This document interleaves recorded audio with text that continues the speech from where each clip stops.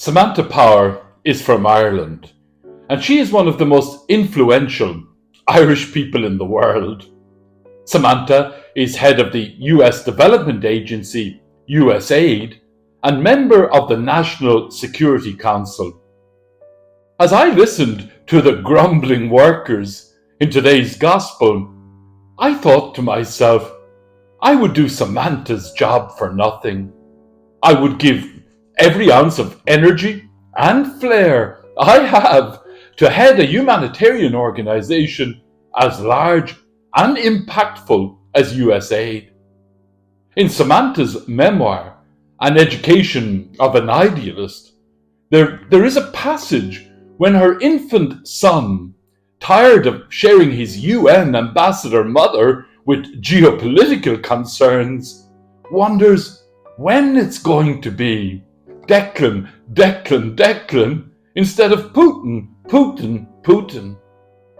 While some people think that grumbling is the politest form of fighting known, others argue that grumbling is finding fault, while wisdom is finding solutions.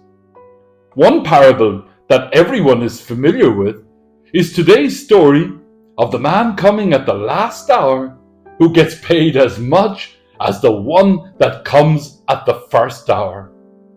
Let's be honest, none of us hard workers really appreciate this story. We might all say thanks be to God at Mass when we hear this gospel read, but we really don't like it or believe it. It's not the way we think. This parable sends a clear signal that Jesus is presenting a very different worldview than the achievement contest of Western capitalism. Samantha Power worked in Yugoslavia during the genocide. Samantha felt like a vulture reporting on the unfolding genocide, and at times felt helpless and quite impotent in the face of such suffering.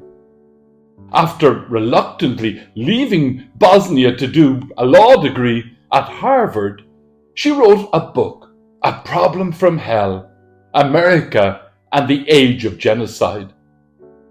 We live at a time in history where meritocracy dominates, leading to constant resentment against those we deem as of less merit than us. The idea that as children of God, God's grace makes them equal to us is not a universally popular idea. Societies and intellectuals these days can't make sense of suffering in the world. Parables are not popular as they try to subvert business as usual and undo our reliance on what we think is logical. Einstein was reported to have said, "No problem can be solved by the same consciousness that caused it in the first place." This is the power of Jesus' parable from the vineyard. Jesus is trying to subvert our old consciousness and offer us a way through by utterly reframing our worldview.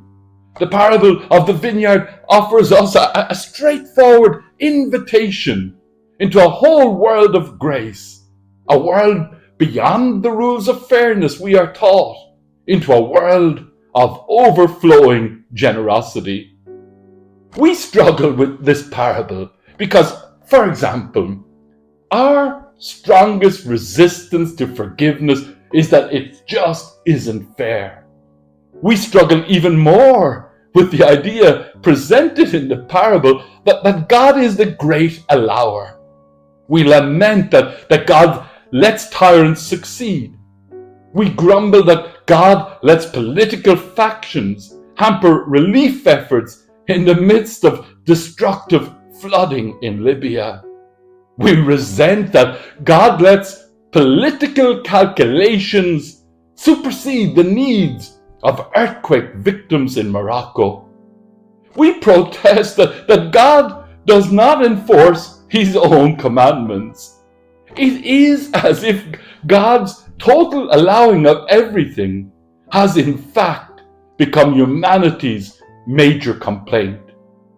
While we can identify with the grumbling workers in the parable, the master, seeing the problem, seems to shrug his shoulders and say with a divine smile, "This is how I operate.